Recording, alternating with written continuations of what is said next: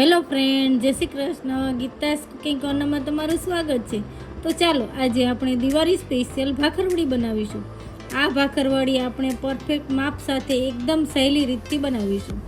આ ભાખરવડી તમે દિવાળી કે અન્ય કોઈ તહેવારમાં કે કોઈ પણ મહેમાન આવે ત્યારે ઇન્સ્ટન્ટ બનાવી શકો છો. આપણે ભાખરવડીની રેસીપી શરૂ કરીએ. જો આ મારો ભાખરવડીનો વિડીયોનો રેસીપી તમને ગમે તો લાઈક, શેર અને સબસ્ક્રાઈબ કરજો. તો સુપર ટેસ્ટી અને ક્રિસ્પી એવી ભાખરવડી બનાવવા માટે સૌ પહેલાં આપણે 2 કપ મેંદો લેવાનો છે. હવે છે ને મેંદામાં આપણે 3 ચમચી બેસન એડ કરશું, 1 ચમચી નિમક એડ કરશું, અડધી ચમચી આપણે અજમો એડ કરશું. મેં હાથથી ક્રશ કરીને રાખ્યો હતો. એકદમ સરસ આ રીતે હાથથી જ આપણે બધું મિક્સ કરી લઈશું.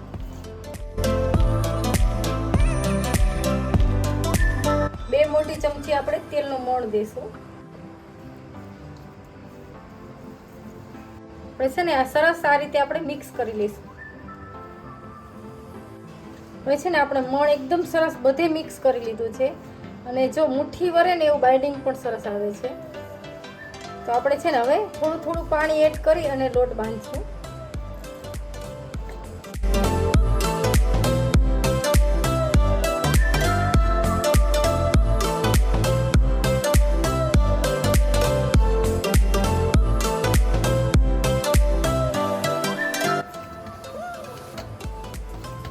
તો આ રીતે આપણે કઠણ લોટ બાંધવાનો છે.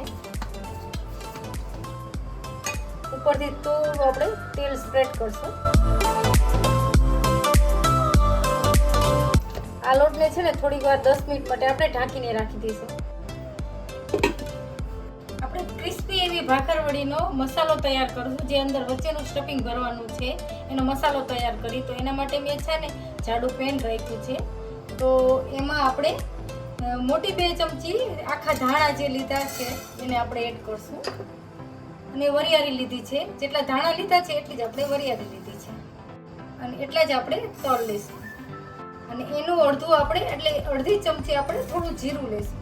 હવે 2 ચમચી આપણે નારિયેળનું ખમણ લઈશું. મારી પાસે મોટું ખમણ હતું એટલે મેં મોટું લીધું છે. જો તમારી પાસે ઝીણું હોય તો પાવડર પણ લઈ શકાય.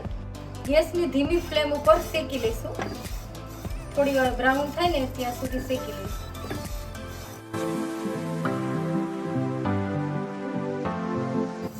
હવે છે એકદમ સરસ સુગંધ પણ આવવા લાગી છે અને બધા મસાલા સરસ શેકાઈ ગયા છે. તો આપણે ગેસ બંધ કરી દઈશું. હવે છે ને ગેસ ઉપરથી આપણે નીચે ઉતારી લીધું છે. તો ગરમ છે ને ત્યાં આપણે બીજા મસાલા બધા સૂકા મસાલા છે ને એ એડ કરી દઈએ. એમાં હળદર પાવડર અડધી ચમચી લીધો છે, 2 મોટી ચમચી લાલ મરચું, કાશ્મીરી લાલ મરચું લીધું છે અને અડધી ચમચી હિંગ આપણે એડ કરશું અને 1 ચમચી સૂંઠનો પાવડર એડ કરશું અને અડધી ચમચી ચાટ મસાલો એડ કરશું અને 1 ચમચી આપણે નિમક એડ કરશું. હવે છે ને આ મસાલા આપણે આ ગરમ છે ત્યાં જ આમાં મિક્સ કરી લઈશું.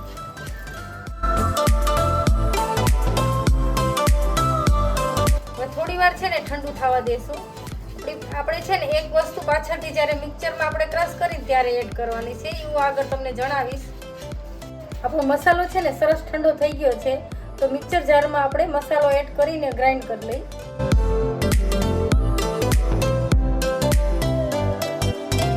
હવે છે ને ખટમીઠો સ્વાદ દેવા માટે આપણે 2 ચમચી ખાંડ એડ કરશું. હવે છે ને મિક્સરમાં આપણે પીસી લઈશું. હવે છે ને આપણો મસાલો સરસ પીસાઈ ગયો છે. જો એકદમ સરસ ઝીણો પીસાઈ ગયો છે. હવે છે ને એક બાઉલમાં આપણે લઈ લઈશું આ મસાલાને. આ મસાલાને છે ને તમે 2-3 મહિના સુધી સ્ટોર કરી શકો. કે જ્યારે ભાખરવડી બનાવવી હોય કે કાંઈ પણ વેરાયટી બનાવવી હોય તો આ છે ને ચેવડો બનાવો તો ઉપર સ્પ્રેડ કરી શકો. ભાખરવડી બનાવો તો ઇન્સ્ટન્ટ તમે બનાવી શકો. લોટ બાંધીને આ મસાલો તૈયાર હોય ને તો આ રીતે બનાવીને તમે સ્ટોર કરી શકો. હવે છે ને હવે આપણે લોટ ચેક કરી લઈએ. એકદમ સરસ પૂણ આવી ગઈ છે લોટમાં. લોટને છે ને આ રીતે આપણે થોડી વાર મસળી લઈશું. હવે છે ને આપણે લોટને એકદમ સરસ પૂણવી લીધો છે. હવે છે ને આ રીતના મોટા મોટા આપણે લુવા કરી લઈશું.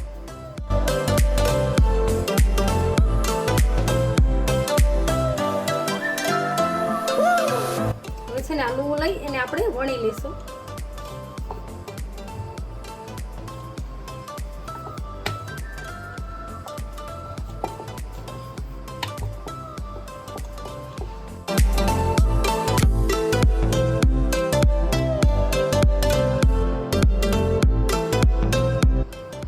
આપણે છે ને મોટી એવી સરસ રોટલી પતલી એવી વણી લીધી છે. એની માથે છે ને આ ખાટી મીઠી મેં ખજૂર આંબલીની ચટણી બનાવી છે, એ આપણે પહેલા સ્પ્રેડ કરશું.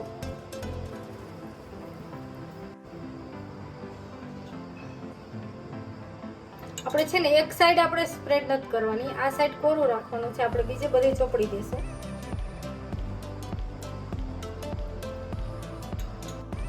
અને આપણે મસાલો બનાવ્યો છે ને એ પણ આપણે સ્પ્રેડ કરશું ઉપર.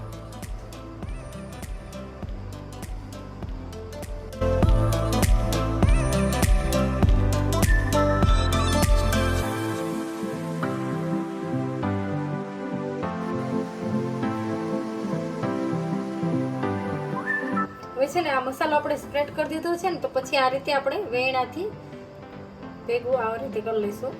એટલે છે ને એકદમ ચોટી જાય આપણો મસાલો બધો. હવે છે ને આ સાઈડથી આપણે એકદમ ટાઈટ આપણે રોલ વાળતા જઈશું.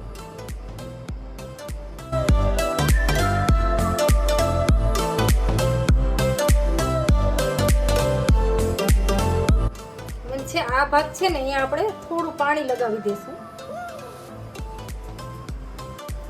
એટલે છે ને અહીંયાથી ખુલે નહીં અને ચોટી જાય.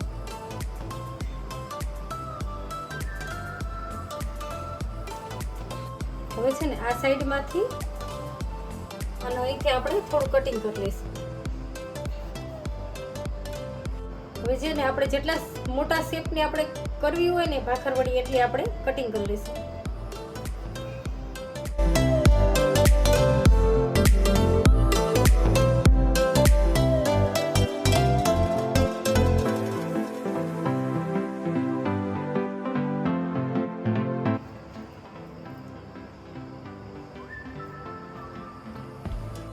આ રીતે આપણે સરખી રીતે આ રીતે કરી લઈશું સરસ, અને સહેજ ઉપરથી પ્રેસ આપશું.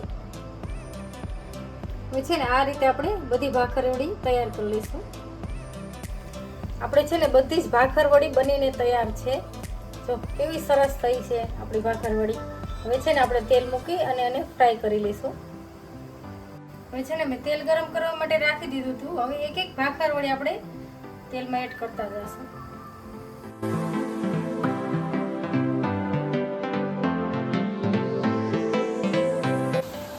ગોલ્ડન બ્રાઉન થાય ને ત્યાં સુધી આપણે ફ્રાય કરી લઈશું.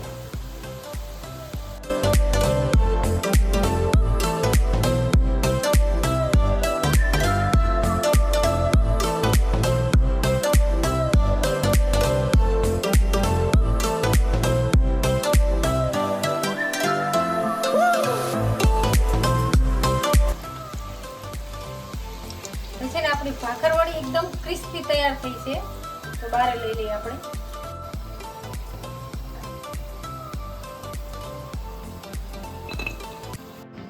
આ રીતે આપણે બધી જ ભાખરવડીને તળી લઈશું. જેટલી સમય ને એટલી આપણે એડ કરી દઈએ અંદર આ બીજી વારનો ખાંડ પણ.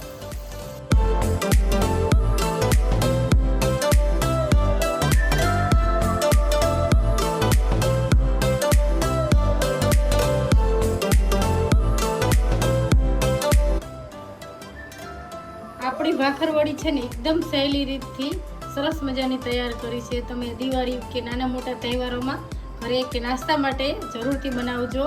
અને જો મારી આ રેસીપીનો વિડીયો ગમ્યો હોય તો લાઈક, શેર અને સબસ્ક્રાઈબ જરૂરથી કરજો. અને મને કોમેન્ટ કરીને કહેજો કે મારી આ ભાખરવડીની રેસીપી કેવી લાગી. Thank you.